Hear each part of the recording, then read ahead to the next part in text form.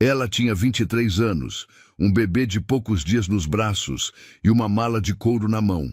O homem que jurou ficar saiu pela porta no dia do parto e nunca mais voltou.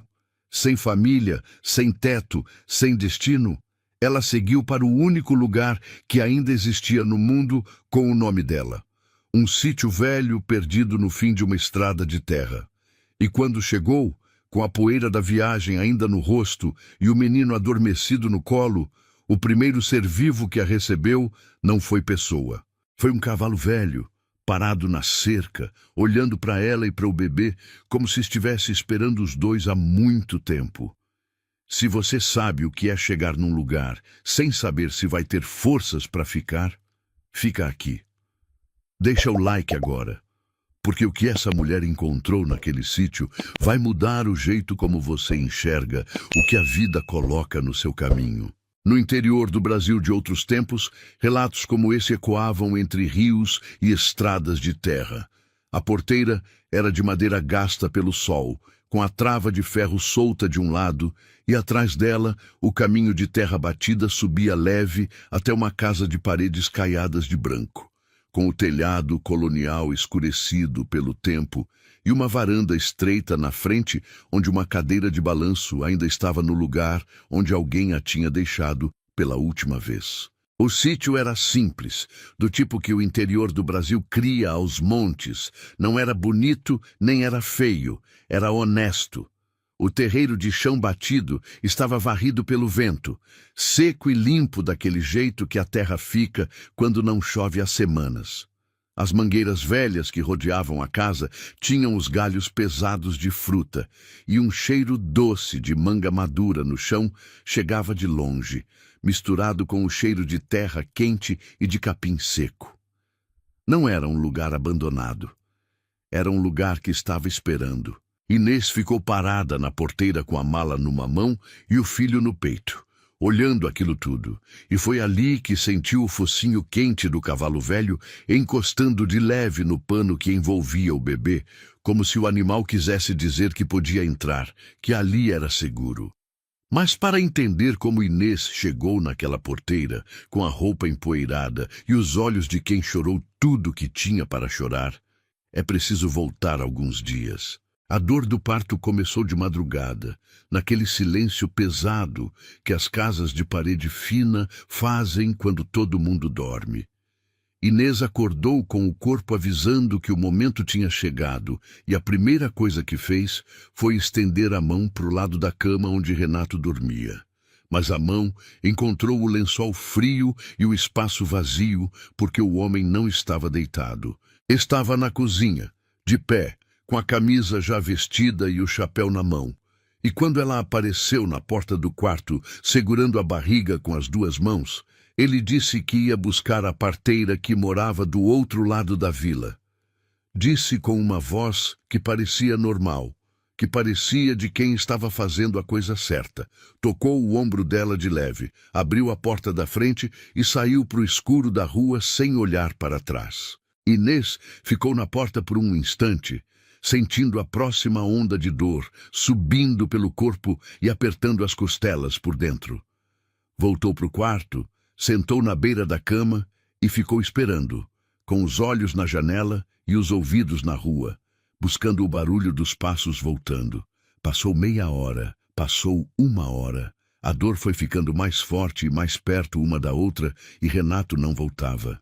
Nenhum passo, nenhuma voz, nenhum barulho de porta. Só o silêncio da vila adormecida e o corpo dela dizendo que não ia esperar mais, que o menino vinha de qualquer jeito, com ou sem parteira, com ou sem o pai por perto. Foi a vizinha do cômodo ao lado que ouviu. Uma mulher de uns 60 anos, chamada Janira, que morava sozinha e tinha o sono leve de quem já viu muita coisa na vida e aprendeu a ficar atenta mesmo dormindo. Ouviu o gemido abafado, ouviu o choro contido, e quando bateu na porta e entrou, encontrou Inês deitada de costas com o rosto molhado de suor e os dedos brancos de tanto apertar o pano da cama. Janira não perguntou onde estava o homem. Não perguntou nada. Fez o que precisava ser feito com as mãos firmes de quem já trouxe criança ao mundo antes.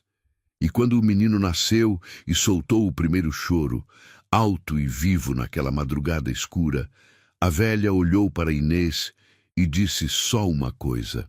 Graças a Deus o menino veio bem. E Inês, que estava exausta e tremendo e mais sozinha do que jamais tinha estado na vida, segurou o filho no peito e chorou sem som, porque o alívio e a dor de tudo junto eram grandes demais para caber em palavra. Renato não voltou naquela manhã, nem na seguinte. No terceiro dia, quando Inês ainda mal conseguia levantar e Djanira ia e voltava trazendo caldo e pano limpo, um menino da rua trouxe um bilhete dobrado. Era a letra de Renato, torta e apressada, dizendo que tinha ido embora, que não estava preparado, que ela ia entender com o tempo. Não perguntava pelo filho, não perguntava se o parto tinha corrido bem, não pedia perdão. Era um punhado de palavras jogadas no papel com a pressa de quem quer encerrar um assunto antes que a consciência acorde e peça explicação. Inês leu o bilhete uma vez, dobrou e guardou dentro da mala de couro que ficava debaixo da cama. Não chorou dessa vez. Tinha gastado o choro todo na noite do parto e o que sobrou era uma coisa diferente, uma coisa mais seca e mais firme, que não era raiva nem tristeza, mas parecia o som que uma porta faz quando fecha e a gente sabe que não vai abrir de novo. Djanira ficou com ela por mais 2 dias, trazia comida, esquentava água, segurava o menino quando Inês precisava descansar. Na manhã do 5º dia, sentada na beira da cama enquanto o bebê dormia no colo de Inês, a velha perguntou com cuidado se ela tinha para onde ir. Inês ficou um tempo sem responder.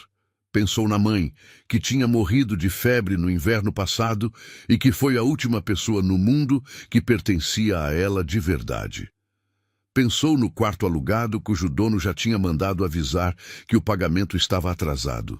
Pensou na costura que fazia por encomenda, que mal dava para comer quando era só ela, e que agora precisava dar para 2.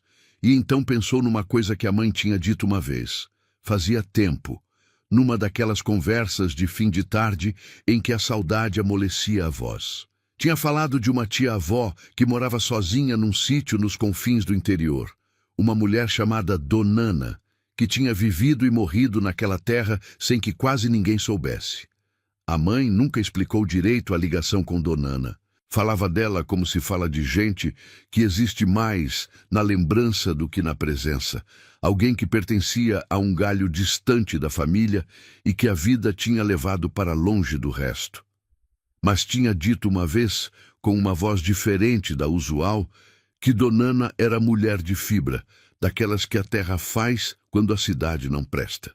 Inês guardou aquilo sem saber que um dia ia precisar. E agora, com o filho nos braços e o bilhete de Renato guardado na mala, como um pedaço de vergonha alheia, aquela lembrança voltou sozinha, do jeito que as coisas certas voltam quando o momento pede. Foi ao cartório da vila naquela mesma semana, com o menino amarrado no peito num pano que Djanira ajudou a atar. O escrivão, homem seco e de poucos modos, levou um tempo procurando nos livros até achar. Disse que havia registro de uma propriedade rural em nome de Dona Ana Ferreira, falecida havia 8 meses, sem herdeiros declarados, mas com uma anotação à margem que indicava parentesco colateral. Disse que a propriedade estava disponível e que, se ela pudesse comprovar o vínculo, podia requerer a posse antes que o município tomasse conta. Inês tinha consigo a única prova que existia, uma carta antiga que a mãe guardava numa lata de costura, escrita por Donana, com o nome completo da família e o sítio mencionado pelo nome que o povo da região usava.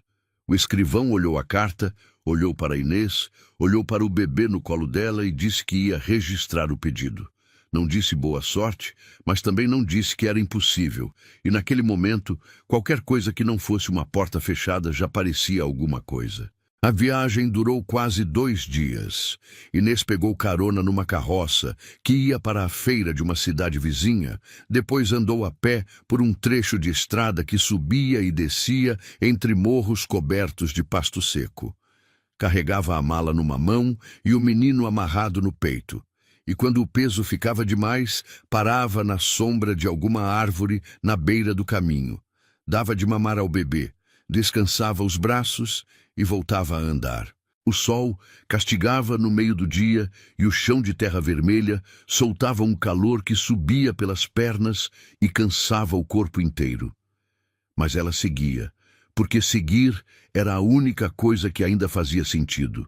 E porque parar significava voltar, e voltar era para um lugar que já não existia mais. Pediu a Deus, mais de uma vez naquela estrada, que desse força para os pés aguentarem o que a cabeça já tinha decidido. E se Deus ouviu ou não, ela não sabia dizer, mas os pés aguentaram. E o menino dormiu a maior parte do caminho, como se soubesse que precisava facilitar as coisas para a mãe. Viu a porteira quando o sol já estava descendo e a luz tinha ficado daquele dourado grosso que o interior do Brasil tem no fim da tarde, quando até o que é simples parece ganhar um brilho de coisa sagrada. E foi ali, com a mão na trave da porteira e o corpo pedindo descanso, que ouviu aquele som baixo, quase um sopro forte, vindo do lado da cerca. Virou o rosto e viu o cavalo. Era um animal velho. Isso dava para perceber de longe. O pelo baio tinha perdido o brilho que devia ter tido em outro tempo, e os ossos da anca e da costela marcavam por baixo do couro como relevo de mapa. Mas os olhos eram outra coisa, grandes, escuros, fundos, com uma atenção que não combinava com o corpo cansado, uma atenção de bicho que já viu muita coisa e aprendeu a olhar devagar antes de reagir. O cavalo não bufou, não recuou, não mostrou nenhum sinal de estranheza. Ficou parado e esticou o pescoço na direção do bebê que ela carregava no peito. Inês ficou parada segurando a mala, com o coração acelerado da caminhada, e agora de outra coisa que não era medo. O cavalo ficou com o focinho esticado, quase encostando no pano que envolvia o menino, e respirou fundo, daquele jeito que cavalos fazem quando estão reconhecendo um cheiro novo com todo o cuidado do mundo.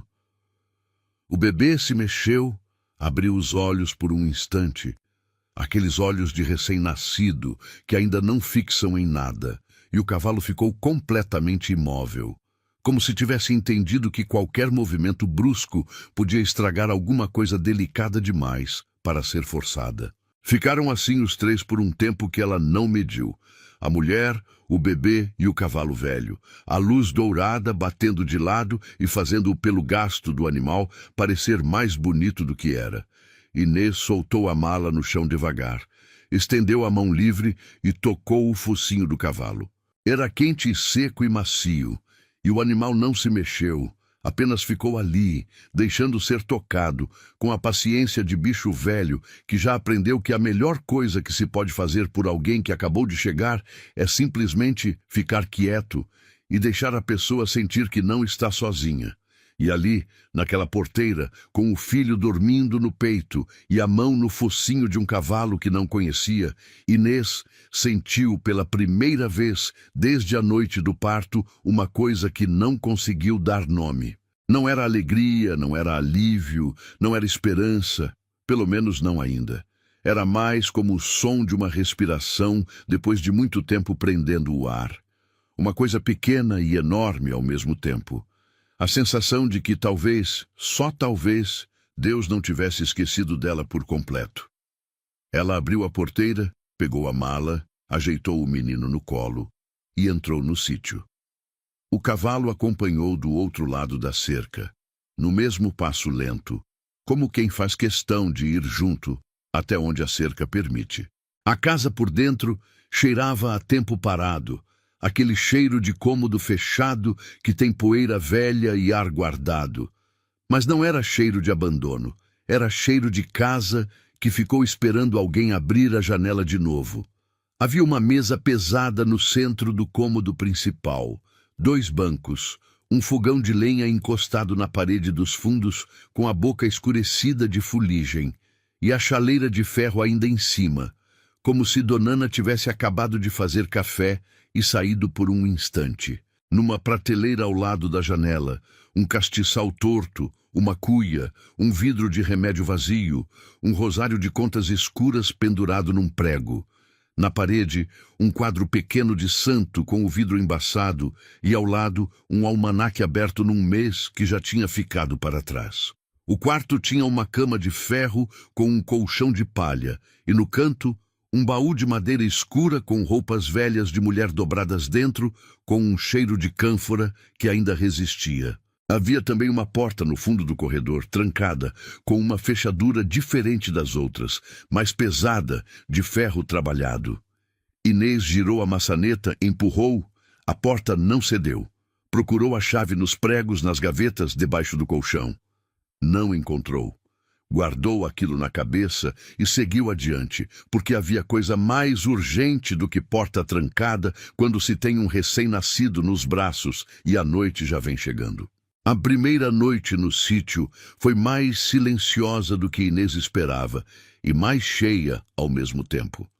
Acendeu o fogão de lenha depois de 3 tentativas, esquentou água e comeu o que restava na mala, um pedaço de broa e um punhado de farinha com rapadura que Janira tinha enrolado num pano antes dela sair. O menino mamou e dormiu, e Inês ficou sentada à mesa com a lamparina acesa no centro, ouvindo os sons que chegavam de fora. Coachar de sapo vindo de algum ponto de água adiante, o vento mexendo nos galhos das mangueiras e, de vez em quando, o som de cascos no chão batido que era Corisco se movendo no cercado. Devagar, como bicho que faz ronda no próprio território antes de sossegar. Aquele som dos cascos fez o silêncio da casa parecer menos pesado. Era como ter alguém acordado do lado de fora, alguém que não falava, mas estava ali, e isso bastava para que a escuridão não parecesse tão grande. Antes de dormir, Inês saiu até a varanda e olhou na direção do cercado. Corisco estava parado perto da cerca, um vulto escuro contra o céu estrelado, e ela ficou ali por um momento com o ar fresco da noite no rosto, pensando que na manhã seguinte começava uma vida que ela não tinha planejado, mas que era a única que tinha. Acordou antes do sol com o relincho do cavalo. Era um som curto e baixo, quase um chamado. E quando foi até a janela, o animal estava na cerca, olhando na direção da casa, com aquela postura de quem espera e tem paciência para esperar o tempo que for. Inês vestiu a roupa, amarrou o menino no peito, pegou o balde da cozinha e saiu. O poço ficava do lado esquerdo, tampado com uma tábua grossa que ela empurrou com cuidado. Puxou o balde pela corda e a água veio limpa e fresca, com aquele gosto de terra boa que água de poço tem quando o lugar é certo. Bebeu, encheu o balde de novo e levou até o cercado, onde encontrou um coxo de madeira seco. Despejou a água e ficou olhando Corisco se aproximar devagar, cheirar a superfície e depois beber com aquela calma de bicho que sabe que ninguém vai tirar dele o que é seu. Bebeu longamente. Levantou a cabeça com o focinho pingando e ficou olhando para ela. Inês pensou que talvez fosse a primeira água trazida por mão humana que aquele animal recebia em meses e voltou ao poço para encher o coxo de novo. Depois, arrancou uns braçados de capim verde que crescia numa faixa úmida perto da nascente e jogou por cima da cerca, e Corisco comeu com aquela delicadeza que animal grande tem quando quer, o focinho separando os talos sem pressa nenhuma. Foi criando esse ritmo nos dias seguintes, sem que ninguém ensinasse. Acordava com o relincho de Corisco, que virou uma espécie de relógio vivo toda manhã. Dava água e capim para o cavalo, alimentava o menino, fazia o café no fogão de lenha e depois ia cuidando do que o dia pedia. Não era reconstrução, porque o sítio estava de pé e Donana tinha deixado as coisas em ordem, cada ferramenta no prego certo do galpão, cada panela no lugar da prateleira. Era mais como aprender a morar dentro de uma vida que outra mulher tinha vivido, entender onde ficava cada coisa e para que servia. Ler os sinais que a casa e a terra iam entregando aos poucos, como gente tímida que só fala quando sente confiança. O pomar dava fruta sem precisar de nada, as mangueiras carregadas e as goiabeiras no fundo com aquele perfume que o vento espalhava pelo terreiro inteiro no fim da tarde. Havia uma horta nos fundos da casa, com canteiros de terra escura, onde Donana tinha plantado couve e quiabo. E embora o mato tivesse crescido entre os pés, as raízes ainda estavam vivas e brotavam sozinhas quando Inês limpou ao redor e jogou água. A nascente que corria entre duas pedras grandes alimentava um filete de água que descia pelo terreno e passava perto do cercado. E Inês percebeu que Donana tinha cavado uma valeta rasa para que a água chegasse até um segundo coxo de pedra perto da aroeira velha, para que o cavalo pudesse beber sozinho durante o dia. Era o cuidado de quem pensava nas coisas antes das coisas precisarem ser pensadas. Foi no galpão, numa prateleira de tábua no fundo, que achou o caderno. Era de capa dura, páginas amareladas, letra miúda a lápis, cheia de anotações que iam de registros de chuva até observações sobre o pomar, a nascente, a terra. Era o caderno de Donana, e era muito mais do que um conjunto de notas. Era a voz de uma mulher que viveu sozinha por muitos anos e encontrou no papel uma forma de conversar com alguém que ainda não tinha chegado. Havia listas de plantio com datas e estações. Havia desenhos simples das fases da lua, marcadas com X nos dias de semeadura. Havia anotações sobre corisco escritas com uma ternura disfarçada de praticidade, como faz gente do interior quando gosta demais de um bicho e não quer dar bandeira. Uma entrada dizia apenas: Corisco ficou a manhã inteira parado perto da aroeira, olhando para o chão. Cavalo velho tem dessas coisas, fica parado onde a gente não entende. Mas eu já aprendi que quando ele para num lugar, tem motivo. Inês leu aquilo e sentiu um arrepio leve na nuca, porque já tinha visto exatamente a mesma coisa. Era verdade.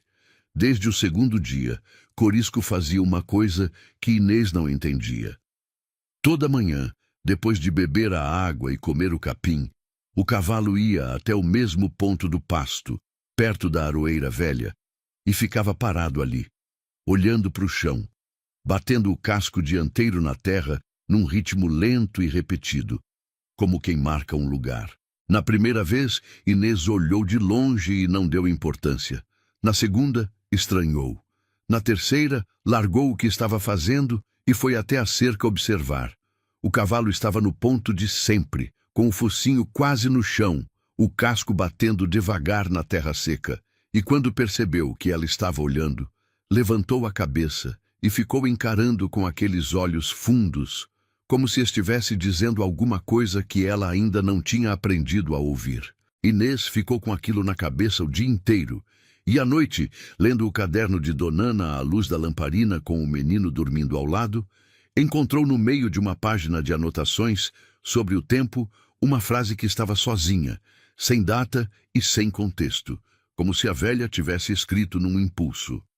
O que a gente enterra com cuidado, Deus guarda para quem precisa. Releu 3 vezes. Sentiu que havia alguma coisa atrás daquelas palavras que ia além do que estava escrito, mas não soube dizer o quê. Guardou na cabeça como se guarda semente que ainda não sabe onde vai plantar. Foi na segunda semana que apareceu Zefa. Inês estava na varanda dando de mamar ao menino quando ouviu uma voz vindo da porteira, forte e sem cerimônia, do tipo que não espera convite para se anunciar. Era uma mulher pequena, magra, pele escurecida de sol, lenço na cabeça amarrado com aquele nó que as mulheres do interior fazem quando vão trabalhar.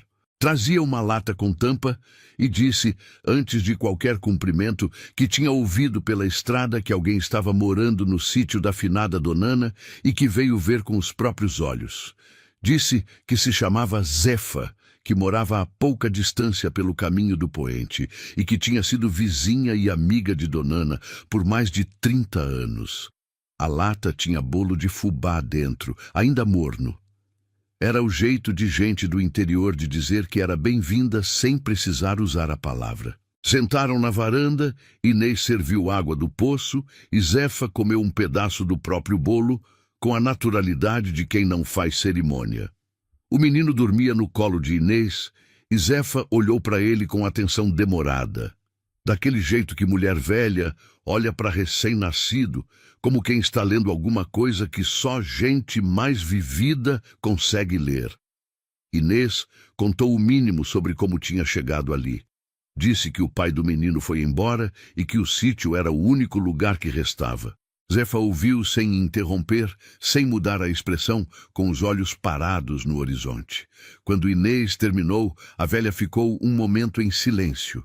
Então disse, com uma voz que tinha mudado de tom, que Donana também tinha chegado naquele sítio do mesmo jeito, sozinha com um filho pequeno e um homem que tinha sumido no mundo.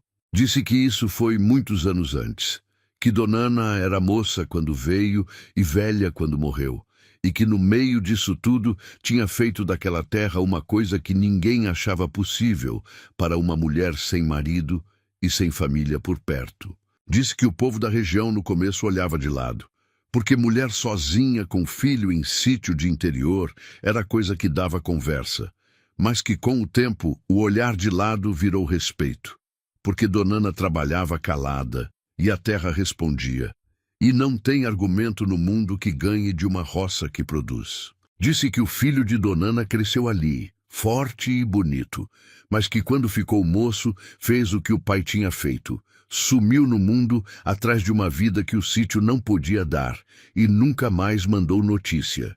Que Donana ficou sozinha de novo, dessa vez com o cavalo e com a terra, e que nunca reclamou, porque tinha aprendido que ficar é escolha de quem quer e não de quem a gente pede.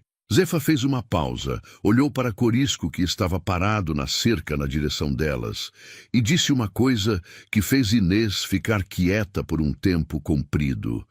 Disse que Donana, nos últimos anos, repetia que tinha enterrado a verdade onde só quem precisasse ia encontrar. Dizia isso e dava uma risada curta, como se fosse brincadeira de velha. Mas Zefa achava que não era brincadeira nenhuma, porque Donana não era mulher de falar à toa.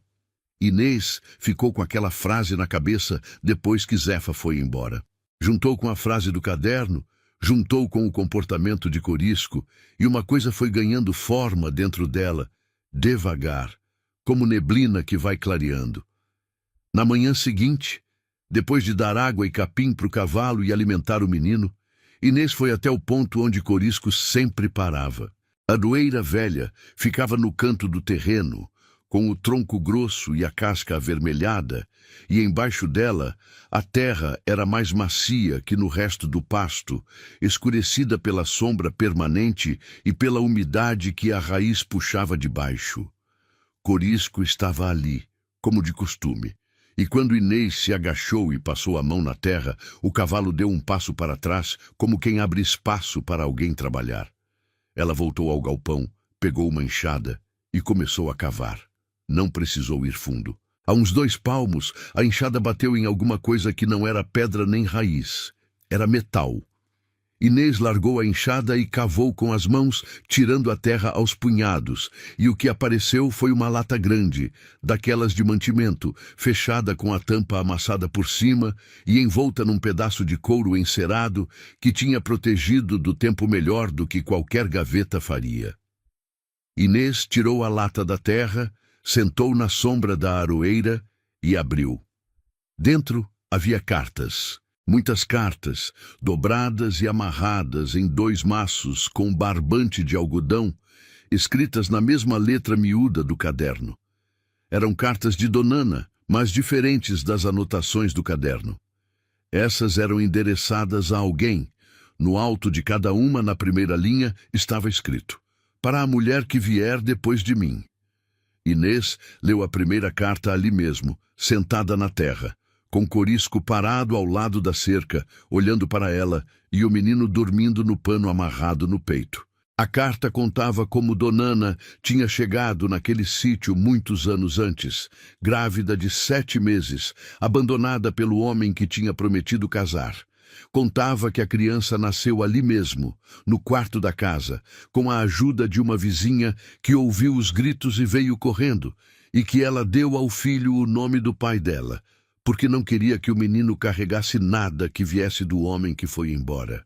Contava que o começo foi duro, que chorou mais noites do que dormiu, mas que a terra foi ensinando ela a viver de novo, porque a terra não julga e não pergunta de onde a gente veio. A terra só pede que cuide e promete que responde.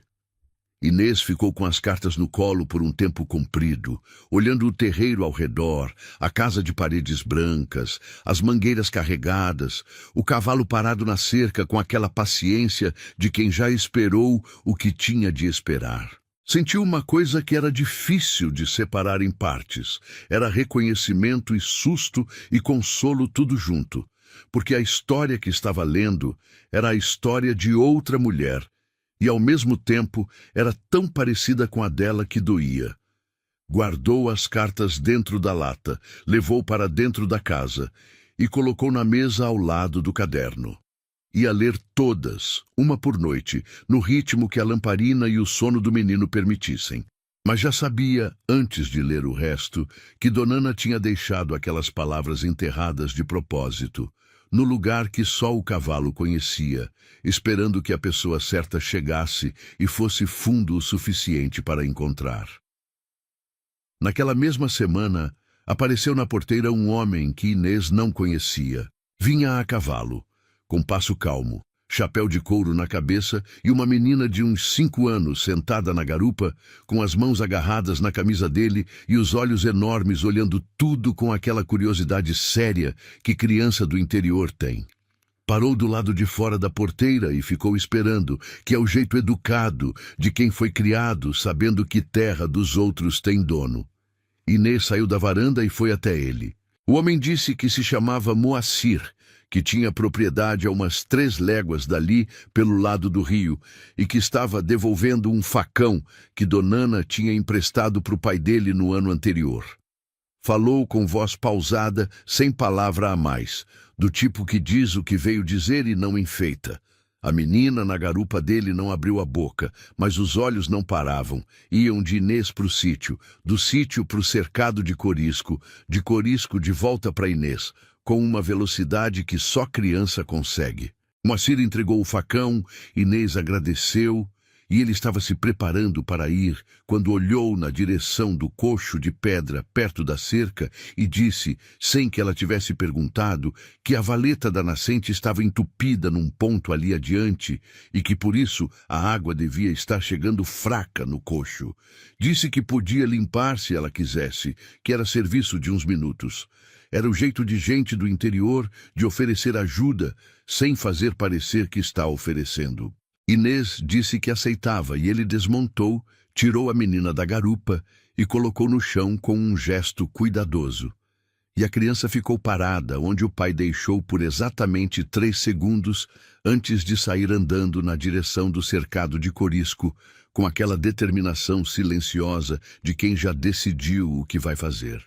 Moacir limpou a valeta com as mãos e com o próprio facão que tinha trazido para devolver, tirou a terra acumulada e os galhos secos que bloqueavam a passagem e em poucos minutos a água da nascente estava correndo de novo no filete limpo e chegando no coxo com força. Corisco se aproximou e bebeu. E do outro lado da cerca, a menina estava com os bracinhos pendurados nos mourões e o rosto enfiado entre eles, olhando o cavalo de perto com uma expressão que era puro encantamento. Moacir terminou o serviço, limpou as mãos na calça e olhou na direção da filha. Alguma coisa no rosto dele amoleceu por um instante, rápido, antes de voltar ao lugar. Era o rosto de um homem que carregava um peso que não mostrava, e que só escapava nos momentos em que ele olhava para a menina sem saber que alguém estava vendo. Foram embora, quando o sol começou a descer. Moacir colocou a menina na garupa, montou e na porteira disse que a menina se chamava Luzia e que se Inês precisasse de alguma coisa que fosse trabalho de dois, era só mandar recado pela Zefa que chegava. Disse isso olhando para o caminho, não para ela, e Inês entendeu que era o máximo que ele conseguia oferecer, sem parecer que estava oferecendo demais. Luzia acenou com a mão pequena e disse com a primeira palavra que Inês ouviu sair daquela boca que o cavalo era bonito. Depois os dois sumiram na curva da estrada e o sítio ficou quieto de novo, mas de um jeito diferente do que era antes. Como se a passagem deles tivesse deixado alguma coisa no ar, leve, quase nada, como o cheiro de chuva que ainda não caiu. Naquela noite, Inês leu mais 3 cartas de Donana. A segunda contava sobre o filho que ela criou sozinha, menino forte que cresceu correndo descalço pelo pomar e que aprendeu a montar corisco antes de aprender a ler. A terceira contava sobre os vizinhos que foram aparecendo aos poucos, gente que chegava com um pretexto e ficava com uma razão, e como a solidão foi mudando de forma, sem nunca ir embora de todo, porque solidão de quem vive no interior não é a mesma de quem vive na cidade. É uma solidão que tem companhia de bicho e de árvore e de céu, e que por isso dói menos, ou dói diferente. E a quarta carta, que Inês leu já com os olhos pesados e a lamparina quase no fim, contava uma coisa que fez ela largar o papel e ficar sentada na cama, olhando a parede por um tempo que não mediu. Donana escreveu que o homem que a tinha abandonado grávida voltou anos depois, quando soube que o sítio tinha prosperado e que a nascente que cortava o terreno valia mais do que ele imaginava. Voltou com conversa mansa e com papel de advogado, querendo o que não era dele por direito nenhum.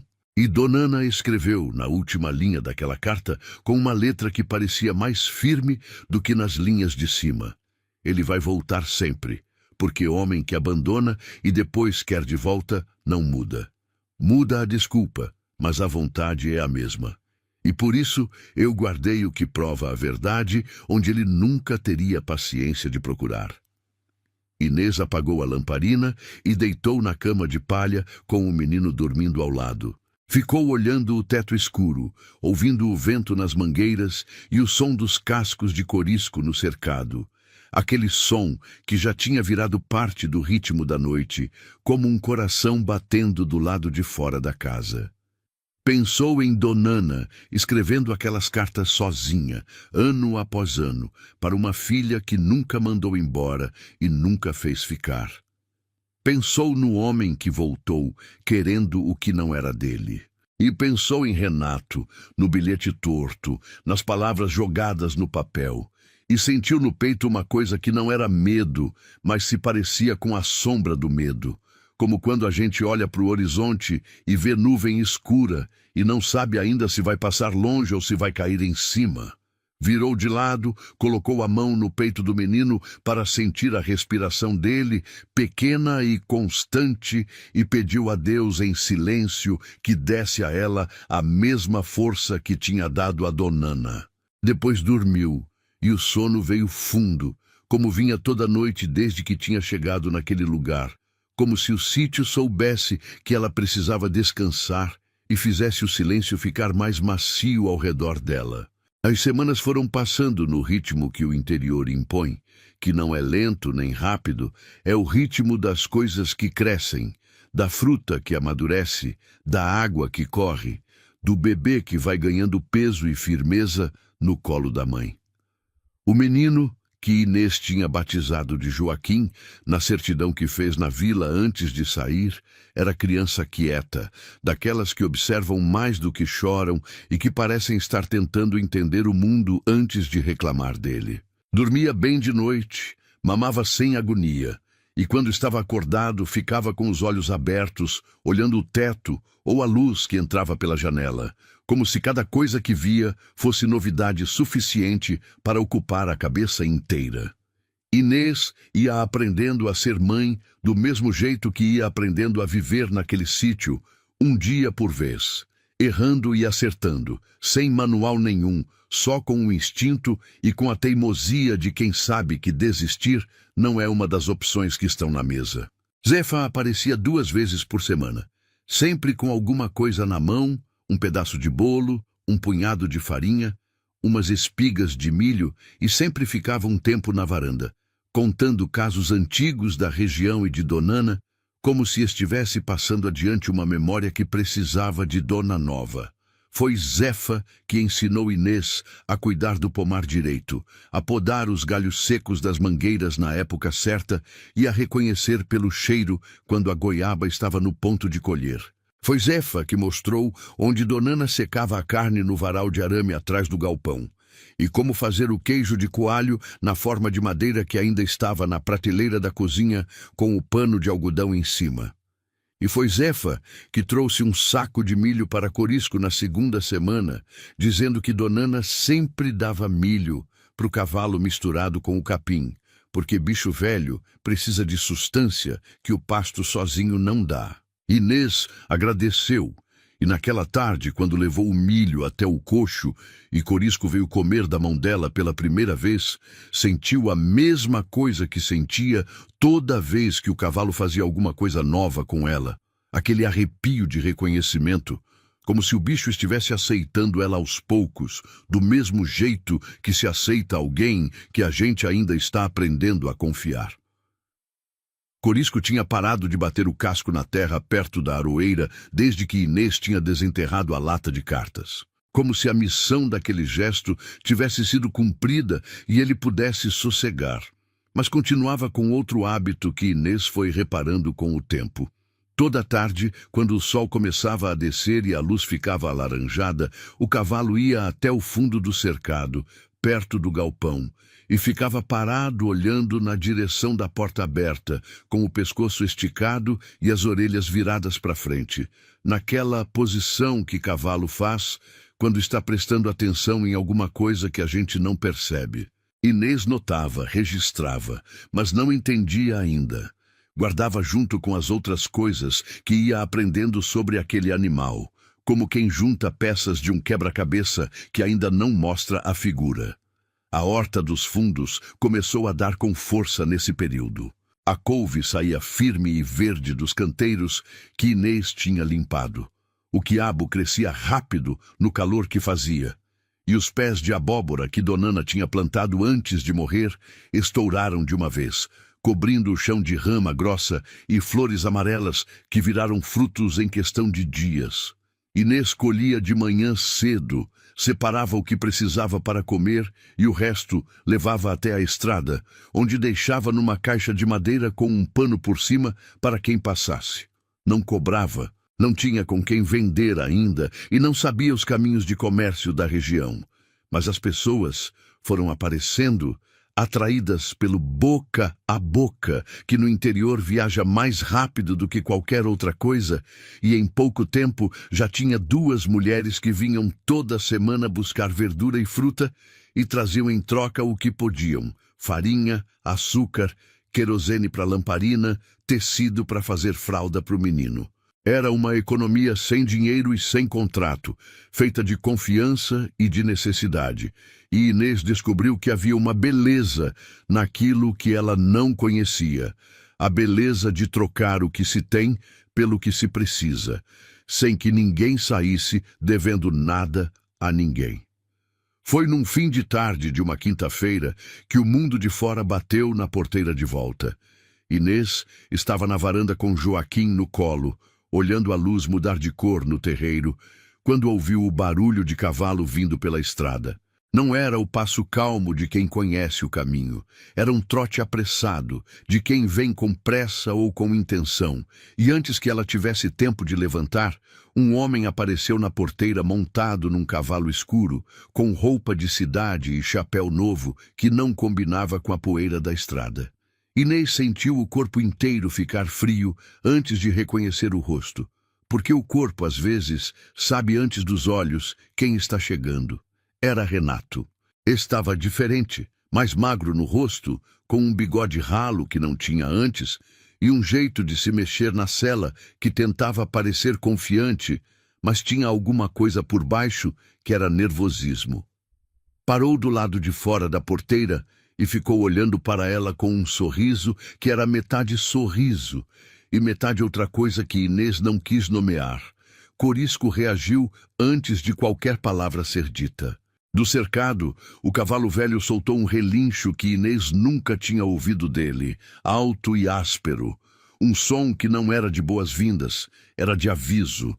Levantou a cabeça, abriu as narinas e começou a andar de um lado para o outro da cerca, com aquele passo curto e repetido que cavalo faz quando alguma coisa no ar não está certa.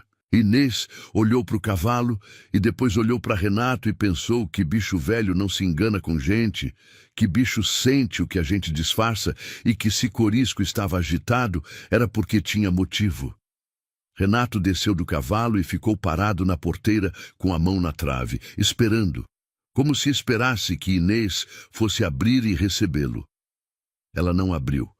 Ficou sentada na varanda com o menino no colo e o olhar firme, daquele firme que não precisa de voz para dizer o que está dizendo. Renato falou primeiro. Disse que tinha sabido pela cidade que ela estava morando no sítio da tia-avó. Disse que tinha se arrependido de ter ido embora. Disse que queria conhecer o filho. Falou tudo com aquela voz macia que ele sempre tinha. A voz que tinha feito Inês acreditar nele uma vez e que agora soava como água de rio barrento, bonita por cima e suja por baixo. Inês ouviu sem responder, sem mudar a posição no banco da varanda, sem tirar os olhos dele. Quando ele terminou de falar, ficou um silêncio comprido no terreiro. Corisco tinha parado de andar na cerca, mas continuava com as orelhas viradas para frente e os olhos fixos no homem, como um cão de guarda que não precisa latir para ser entendido. Inês disse, com uma voz que saiu mais calma do que ela esperava, que ele tinha tido a chance de conhecer o filho na noite em que ele nasceu e que tinha escolhido ir embora. Disse que a porteira estava fechada e que ia ficar assim. Renato ficou um momento sem responder. O sorriso sumiu do rosto e outra coisa apareceu no lugar. Uma coisa mais dura, mais parecida com o que ele realmente era por baixo da conversa mansa. Montou no cavalo, tocou o animal pela estrada e foi embora sem se despedir. Inês ficou na varanda até o barulho do trote sumir na distância. Depois olhou para Corisco, que tinha ficado parado na cerca, olhando na mesma direção, e disse em voz alta: para ninguém ou para todo mundo que aquele homem ia voltar. E voltou.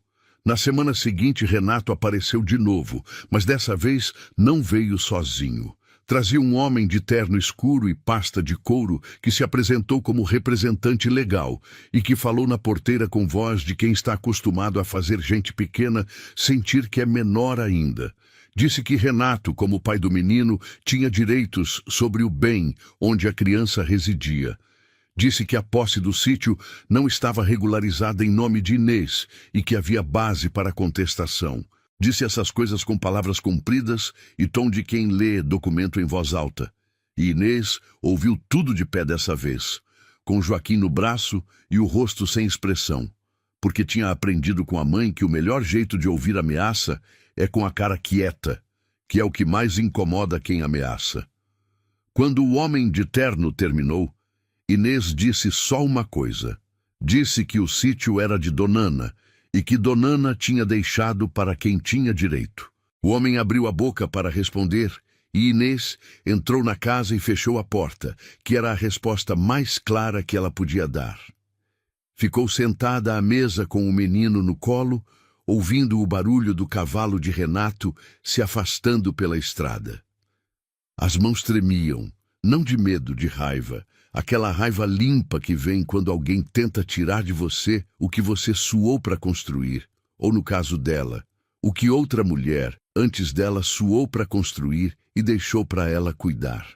Lembrou das cartas de Donana, da frase que a velha tinha escrito sobre o homem que voltou querendo o que não era dele. Lembrou da frase sobre guardar a verdade onde ele nunca teria paciência de procurar. E lembrou da porta trancada no fundo do corredor, que estava ali desde o primeiro dia, fechada, esperando. Levantou, foi até o corredor, ficou parada diante da porta com a mão na maçaneta fria. Precisava da chave. E a chave não estava em nenhum lugar óbvio da casa. Ela já tinha procurado. Ficou olhando a fechadura de ferro trabalhado, pesada, antiga, do tipo que não se abre com força, só com a peça certa.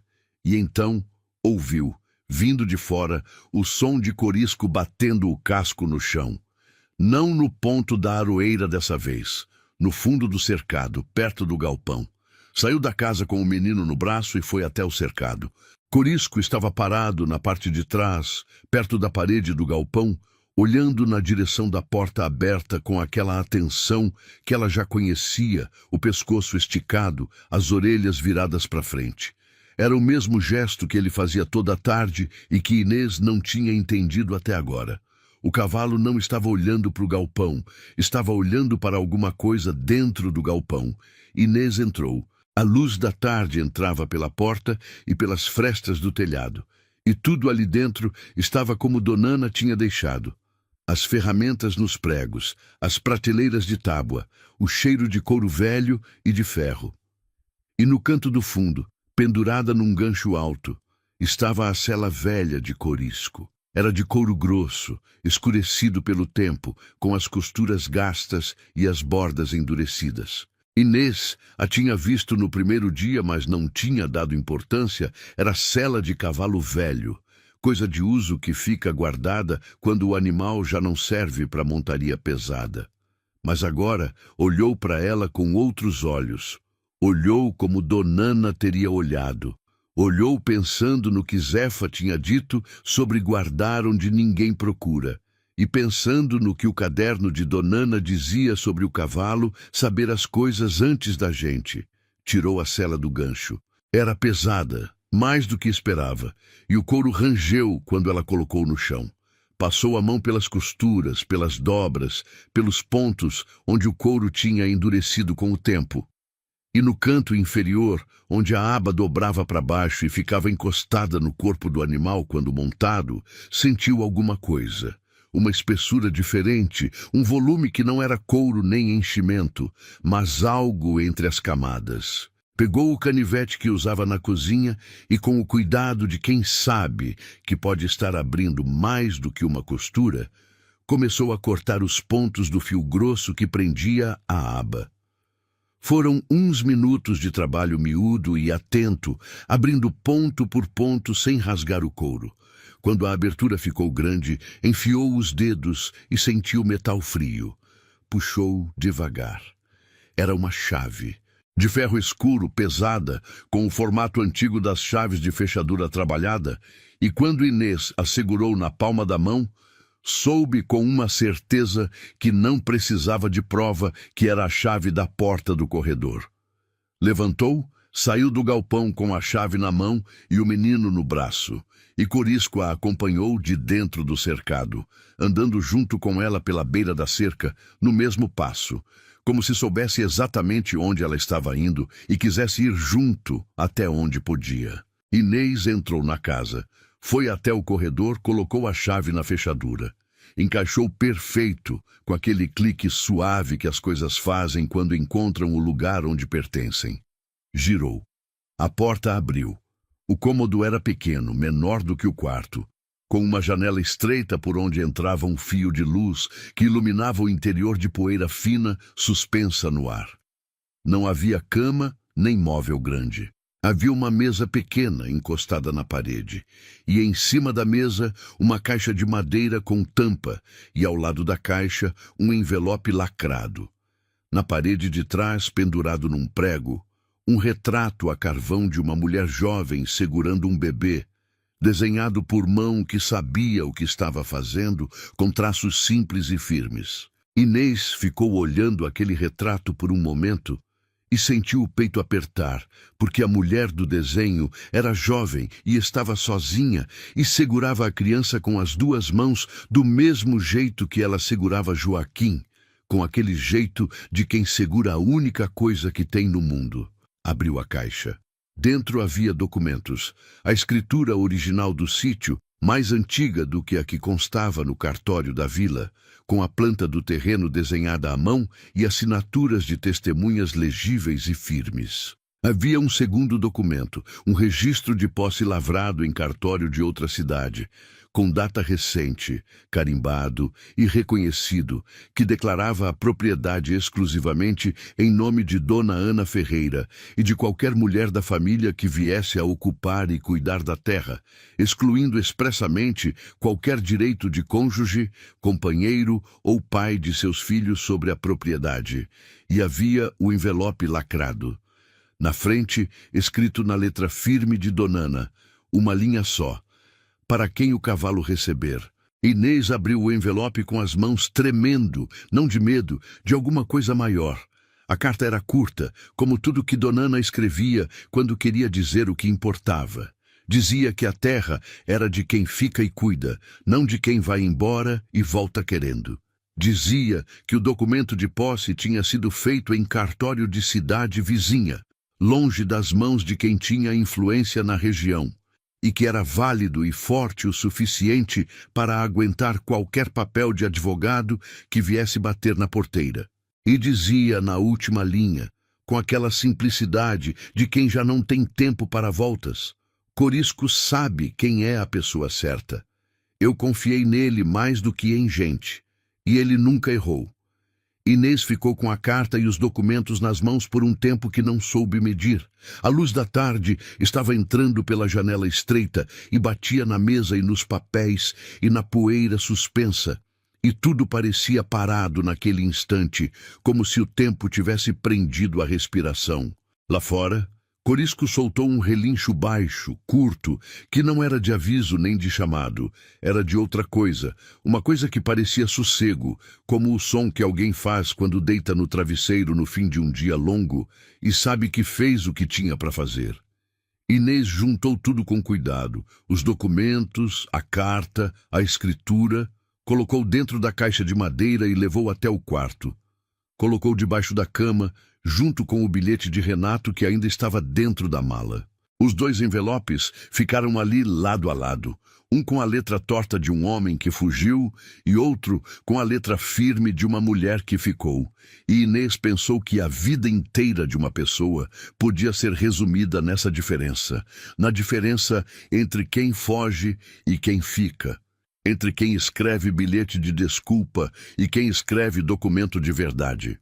Naquela noite, depois de apagar a lamparina, ficou deitada na cama com Joaquim dormindo ao lado, ouvindo o vento nas mangueiras e o som dos cascos de corisco no cercado, devagar, tranquilo, e pensou em Dona Ana escondendo a chave dentro da sela do cavalo, costurando o couro com as mãos velhas, guardando os documentos no quarto trancado, escrevendo a carta para quem o cavalo recebesse. Pensou em uma mulher que ela nunca conheceu e que, mesmo assim, tinha cuidado dela com uma precisão que nenhuma pessoa viva tinha tido.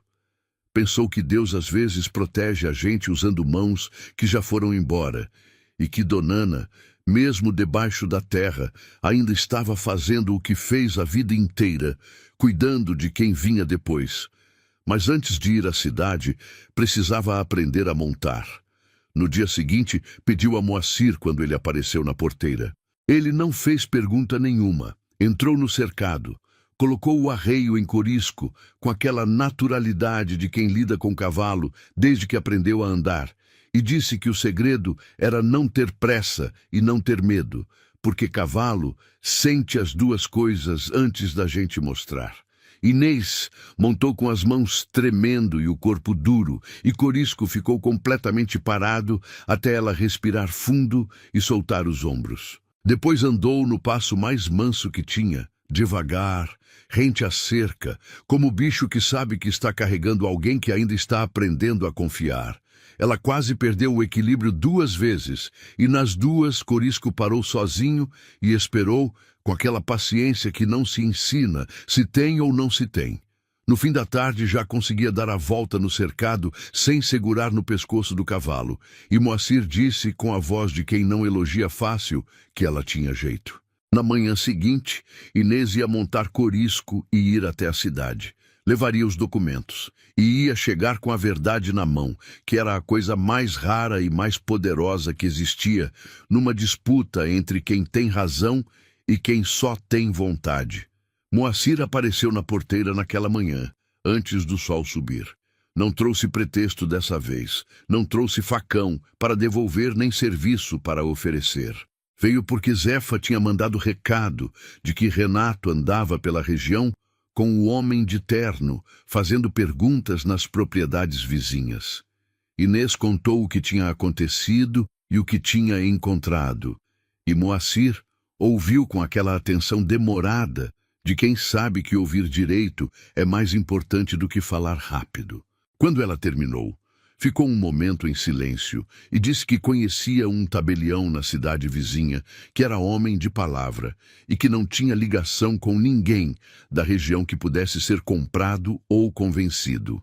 Disse o nome, Altino Guedes, e disse que era o tipo de homem que levava a lei a sério e que isso, naquele interior, era coisa rara o suficiente para ter valor. Inês agradeceu e Moacir ficou parado na porteira por um momento, como se tivesse mais alguma coisa para dizer. Então disse, com a voz mais baixa do que o costume, que se ela precisasse de alguém para ir junto até a cidade, ele podia ir.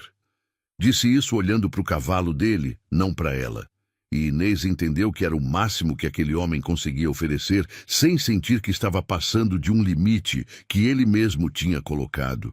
Ela disse que ia sozinha, que ia montar corisco. Moacir olhou para ela por um instante, com um olhar que ficou direto e quieto no rosto dela por um segundo a mais do que o necessário. Depois, assentiu e foi embora, sem dizer mais nada. Inês selou corisco naquela manhã com um cuidado que era quase cerimônia. Usou o arreio mais simples que encontrou no galpão, porque a sela velha estava aberta no canto de costura e porque o cavalo já era velho demais para peso que não fosse necessário. Amarrou Joaquim no peito com o pano bem firme, guardou os documentos dentro da blusa perto do corpo, do mesmo jeito que tinha guardado a carta do cartório no dia em que saiu da vila, e montou. Corisco ficou parado até ela se acomodar, como se soubesse que a mulher em cima dele estava levando mais do que o próprio peso, e quando ela soltou as rédeas de leve, o cavalo começou a andar com aquele passo largo e tranquilo de bicho que conhece estrada e não precisa que ninguém aponte a direção. Saíram pela porteira e pegaram o caminho de terra que levava à cidade vizinha, o mesmo caminho que Inês tinha feito a pé semanas antes, com a mala numa mão e o desespero na outra, mas que agora era diferente, porque ir a cavalo com o documento na mão é diferente de ir a pé com medo no peito. A estrada era comprida e o sol já estava forte quando passaram pelo primeiro trecho de sombra. Uma fileira de paus d'arco que alguém tinha plantado na beira do caminho, numa época em que gente ainda fazia esse tipo de coisa, pensando em quem ia passar ali depois. Corisco andava no ritmo dele, sem pressa e sem lentidão, com aquele passo que cobria chão, sem parecer que estava cobrindo, e Inês foi soltando o corpo e deixando o cavalo fazer o que sabia. Joaquim dormiu a maior parte do caminho, embalado pelo balanço do passo, e ela ia olhando a paisagem passar ao redor. Os morros de pasto seco, as cercas de arame com o gado magro pastando do outro lado, as casas pequenas que apareciam de vez em quando no meio da paisagem, como pedras soltas num rio de capim. Pensou em Donana fazendo esse mesmo caminho, nesse mesmo cavalo em outro tempo, carregando talvez os mesmos documentos contra o mesmo tipo de homem, e sentiu que havia uma linha invisível ligando as duas através dos anos, como raiz de árvore que corre por baixo da terra e alimenta o que está na superfície sem que ninguém veja. Chegou à cidade quando o sol já estava alto e as ruas tinham aquele movimento de manhã de interior. Gente andando devagar, carroças carregadas, mulheres com cestos na cabeça, crianças correndo entre as pernas de todo mundo. O escritório de Altino Guedes ficava numa rua estreita atrás da igreja, numa casa de porta azul com uma placa de madeira discreta que dizia apenas o nome e a função. Inês amarrou o corisco no mourão da calçada, passou a mão no pescoço dele, como tinha feito toda vez que precisou de coragem, sem pedir em voz alta, e bateu na porta. O homem que abriu era magro, de cabelo branco cortado rente, olhos pequenos e atentos por trás de óculos de arame, e tinha o rosto de quem passou a vida lendo papel e aprendeu a desconfiar do que está escrito tanto quanto do que não está. Pediu que ela entrasse, apontou a cadeira e sentou do outro lado da mesa sem pressa, com as mãos cruzadas em cima de uma pilha de processos que parecia um muro de papel. Inês contou tudo. Contou sobre Donana, sobre a herança, sobre a chegada ao sítio, sobre Renato, sobre o homem de terno, sobre as cartas enterradas e sobre o quarto trancado. Contou com a voz firme e a ordem certa, porque tinha ensaiado cada palavra na estrada enquanto Corisco caminhava, e tinha descoberto que a verdade se conta sozinha quando os fatos são verdadeiros. Quando terminou, tirou os documentos da blusa e colocou na mesa. O tabelião pegou os papéis com as duas mãos e começou a ler, devagar, com aquela atenção de quem sabe que cada palavra num documento pode ser a diferença entre ganhar e perder. Leu a escritura antiga, leu o registro de posse, comparou as assinaturas, olhou os carimbos contra a luz da janela, voltou ao primeiro documento, releu trechos, tirou os óculos, esfregou os olhos, colocou de volta. Inês ficou sentada com as mãos no colo e Joaquim adormecido no peito, ouvindo o barulho da rua lá fora e o som das páginas sendo viradas, e cada segundo pareceu mais comprido do que o anterior. Altino Guedes levantou os olhos e olhou para ela por cima dos óculos com uma expressão que Inês não conseguiu ler de imediato. Disse que em 30 e tantos anos, registrando documento, lendo testamento e resolvendo disputa de terra, tinha visto de tudo. Gente que forjava papel, gente que comprava testemunha, gente que inventava parentesco que não existia. Disse que o que ela tinha colocado na mesa dele era diferente de tudo isso. Era documentação legítima, lavrada em cartório de jurisdição independente, com datas que se confirmavam entre si e assinaturas que batiam com os registros que ele podia verificar. Disse que o registro de posse era particularmente forte, porque tinha sido feito com cláusula expressa de exclusão, o que significava que nenhum homem que não fosse da família podia reivindicar um palmo daquela terra, e que a cláusula nomeava como beneficiária qualquer mulher da família que ocupasse e cuidasse do sítio. Disse que o pai de uma criança nascida fora de casamento não tinha direito nenhum sobre bem de herança materna, e que o homem de terno que Renato tinha levado ou sabia disso e estava blefando, ou não sabia e era incompetente, e que nos dois casos a posição de Inês era sólida como pedra. Inês perguntou o que precisava fazer. Ele disse que ia protocolar a defesa no cartório da vila e enviar cópia para o juiz da comarca, e que a partir do momento em que os documentos entrassem no registro, qualquer tentativa de contestação ia precisar derrubar uma parede que não tinha como ser derrubada. Perguntou sobre o pagamento.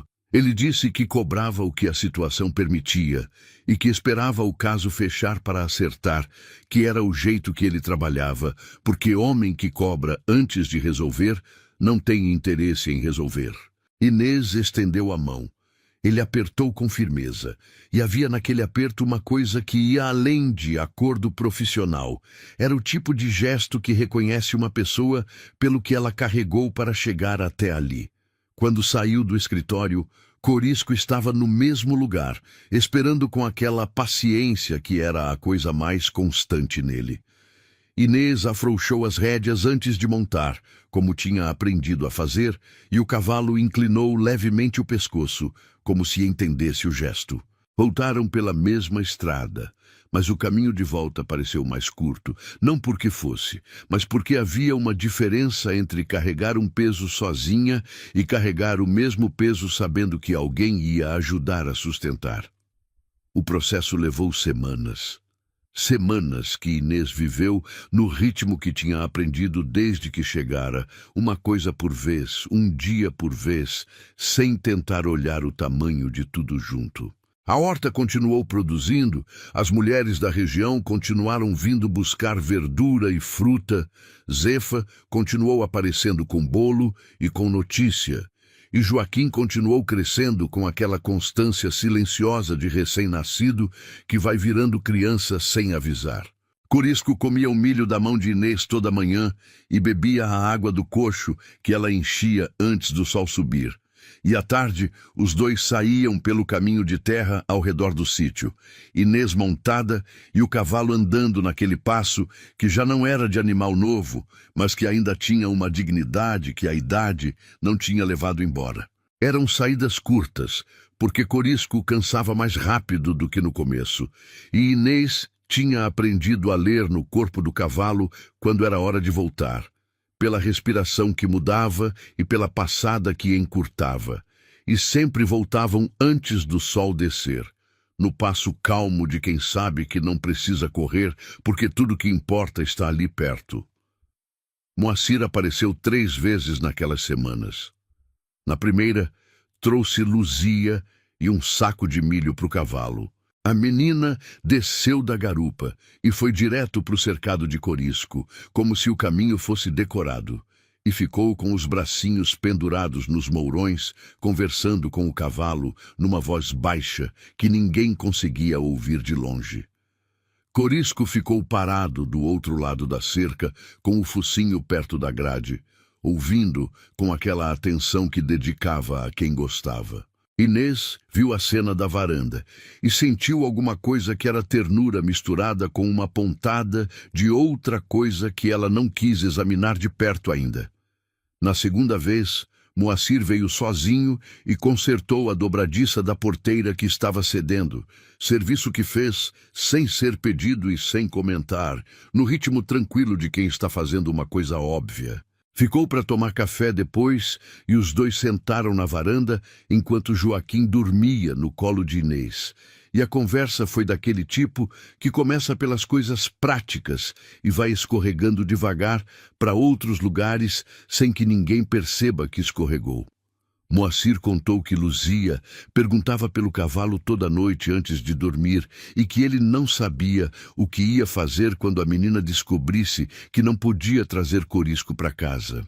Inês riu e Moacir olhou para ela naquele instante com uma expressão que era surpresa e outra coisa junto, como se ouvir ela rir fosse uma coisa nova que ele não esperava e que tinha acertado um lugar dentro dele que estava fechado havia tempo. Na terceira vez, Moacir veio no fim da tarde, na hora em que a luz dourava tudo.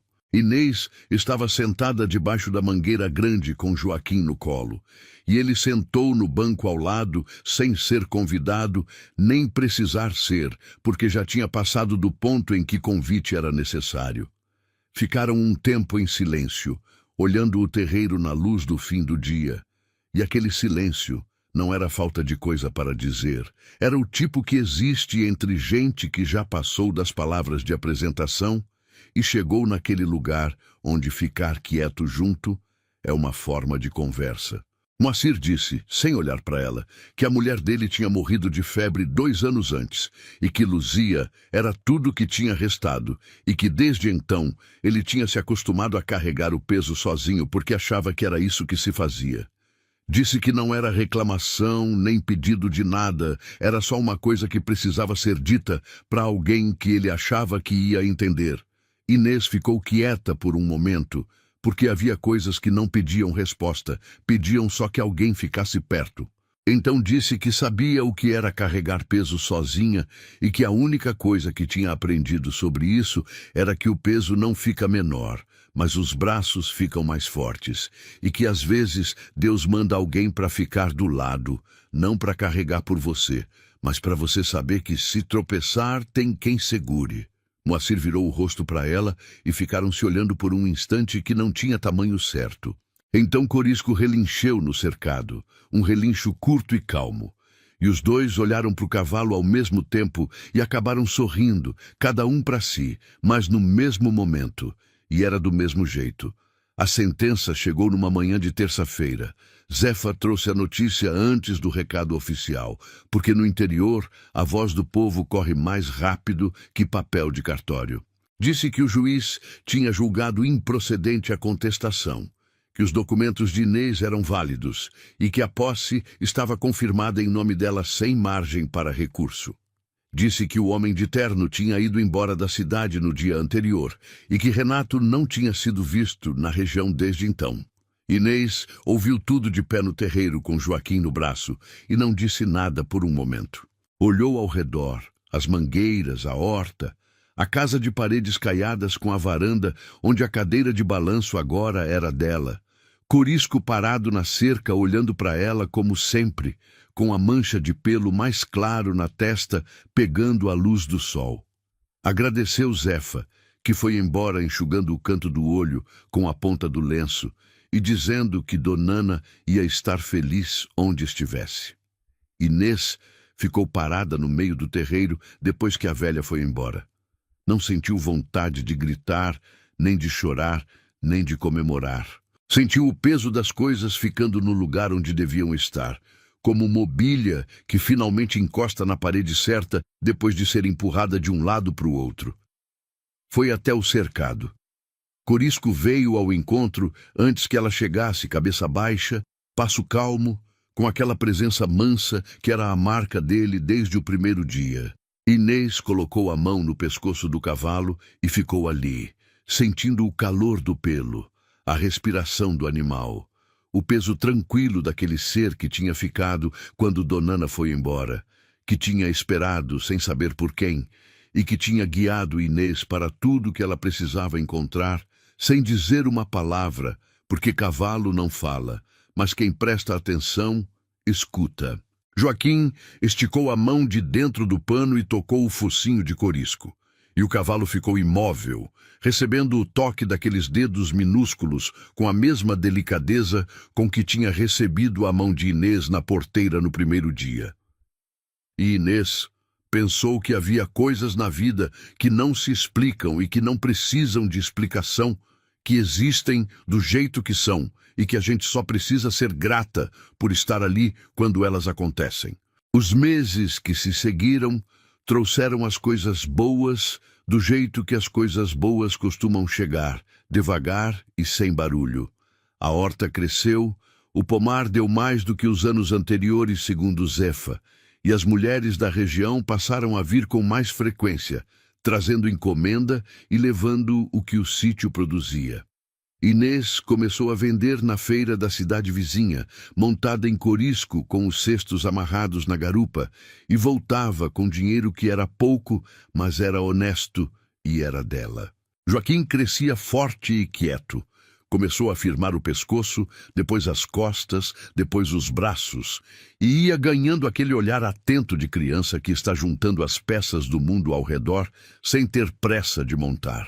Moacir vinha todo sábado, às vezes com Luzia, às vezes sozinho, e o romance entre eles foi se construindo da forma mais silenciosa que existe, em gestos que substituíam palavras, em olhares que ficavam um segundo além do necessário, em pequenas escolhas repetidas, que eram cada uma delas uma forma de dizer o que nenhum dos dois tinha dito em voz alta ainda. Luzia se apegou a Joaquim com aquela intensidade que criança tem quando decide que gosta de alguém, e passava as tardes de sábado no terreiro segurando o bebê com um cuidado exagerado e uma seriedade de adulta em miniatura que fazia Inês e Moacir trocarem olhares por cima da cabeça dela. Numa tarde de domingo, meses depois da sentença, Moacir estava sentado com Inês debaixo da mangueira e disse, com a voz pausada de sempre, que tinha uma coisa para dizer que estava engasgada havia tempo. Disse que tinha chegado na porteira daquele sítio pela primeira vez, com um facão emprestado, e tinha encontrado uma mulher sozinha com um recém-nascido, num lugar que a maioria dos homens não teria coragem de ficar. E que tinha achado naquele dia que ela não ia durar 2 meses. Disse que nunca tinha errado tanto sobre uma pessoa na vida. E disse que nos anos desde que a mulher dele tinha morrido, Não tinha sentido vontade de dizer isso para ninguém, mas que a vontade que não se fala é o tipo de desperdício que a vida cobra caro. Inês ficou olhando para frente por um momento, com Joaquim brincando no chão do terreiro, perto dos pés dela. E disse que tinha chegado naquele sítio sem saber de nada, sem saber plantar, sem saber montar, sem saber se ia aguentar, e que tinha aprendido tudo sozinha, menos as partes que ele e Zefa e Corisco e as cartas de Donana tinham ensinado. Disse isso olhando para ele, e havia no jeito que disse uma clareza que não precisava de mais nada por volta. Corisco estava mais lento nessa época. Inês percebia pela passada que encurtava nas caminhadas da tarde, pela respiração que ficava mais pesada quando o sol apertava, pelo jeito que ele ficava parado mais tempo no mesmo lugar, olhando para o horizonte com aqueles olhos fundos, como se estivesse vendo alguma coisa que ficava além do que a cerca alcançava. Era bicho velho, e o corpo estava cobrando o que a idade cobra, devagar e sem volta.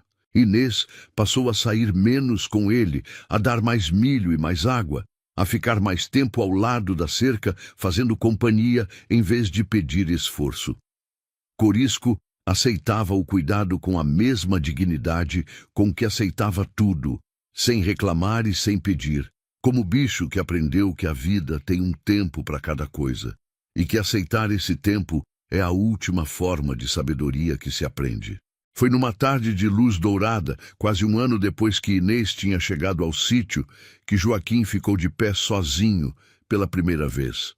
Estava no terreiro, perto da cerca do cercado, com as mãos apoiadas num mourão baixo, e Inês estava a uns passos de distância, agachada, com os braços estendidos.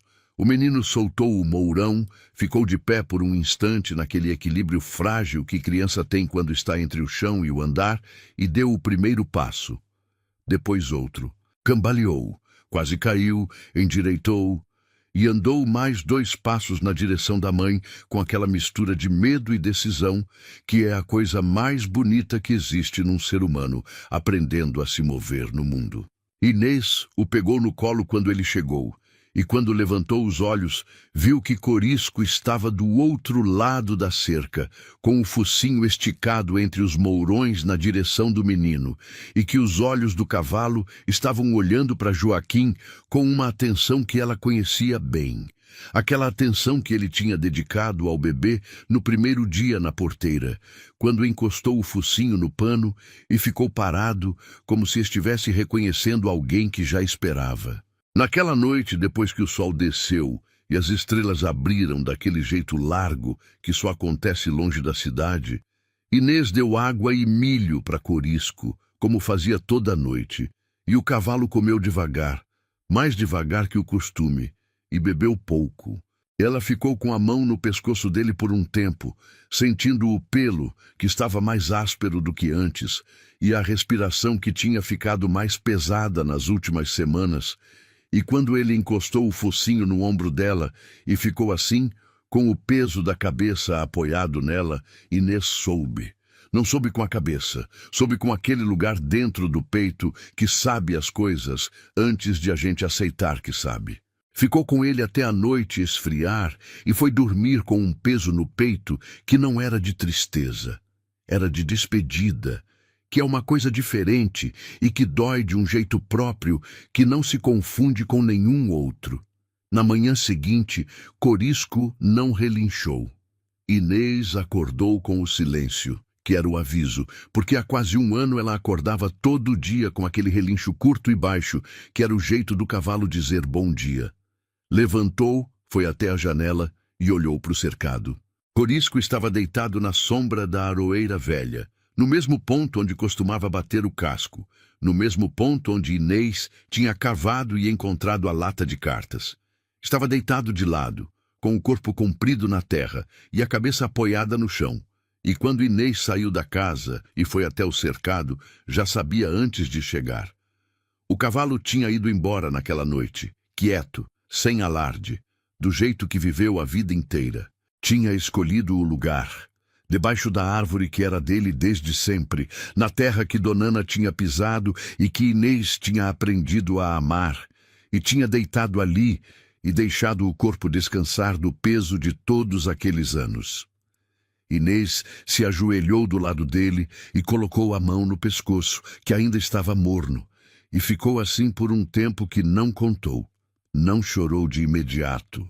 Ficou olhando pelo baio, que a luz da manhã estava deixando dourado, e a mancha mais clara na testa, que parecia brilhar com um brilho próprio, e pensou que Corisco tinha esperado. Tinha esperado Donana morrer, e a casa ficar vazia, e Inês chegar com o menino no peito. Tinha guiado ela até as cartas, até a chave, até os documentos, até a verdade. Tinha ficado até Joaquim dar o primeiro passo, como se precisasse ver o menino de pé antes de poder deitar. Como se a missão toda, a missão que Donana tinha deixado para ele, sem poder explicar em palavras, tivesse sido cumprida naquele instante em que o bebê que chegou nos braços da mãe finalmente andou sozinho na terra que agora era dele. Moacir ajudou a enterrar Corisco naquela tarde, debaixo da aroeira. Cavaram juntos, em silêncio, no calor do dia, e quando a terra cobriu o corpo do cavalo, Inês ficou de pé diante daquela cova improvisada e disse em voz baixa: para Deus, ou para Donana, ou para Corisco, ou para os três, que ia cuidar daquela terra do jeito que o cavalo e a velha tinham cuidado dela.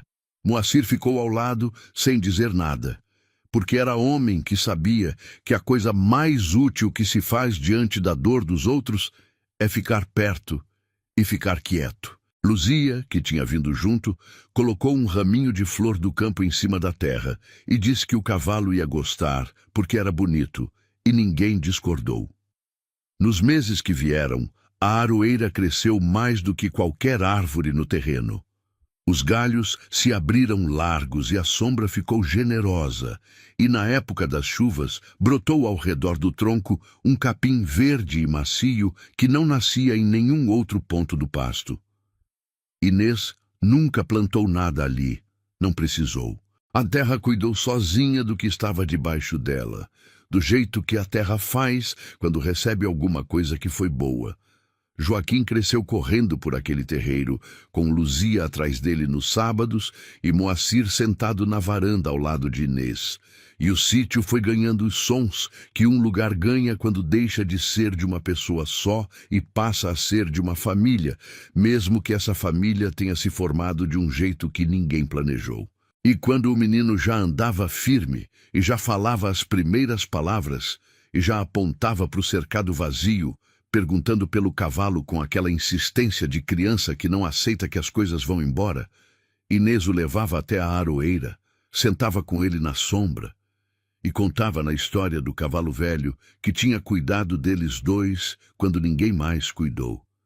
Não contava como história triste, contava como se conta a história de alguém que fez o que veio fazer e foi embora em paz. E o menino ouvia com os olhos arregalados e depois saía correndo pelo terreiro, porque criança não sabe ficar parada depois de ouvir uma história que é grande demais para o tamanho dela, e a forma que criança tem de lidar com o que é grande é correr até cansar. Inês ficava sentada na sombra da aroeira, olhando o menino correr e olhando Moacir na varanda e olhando o sítio que era dela por direito e por suor e por tudo que Donana tinha plantado antes para que ela pudesse colher. E sentia que havia ali uma coisa que era maior do que o que ela tinha vindo procurando e menor do que o que tinha imaginado que precisava e que era exatamente do tamanho certo. Era lar. E ela tinha chegado nele de mala na mão e bebê no peito, sem saber que estava chegando. Inês chegou naquele sítio com um recém-nascido nos braços e mais nada.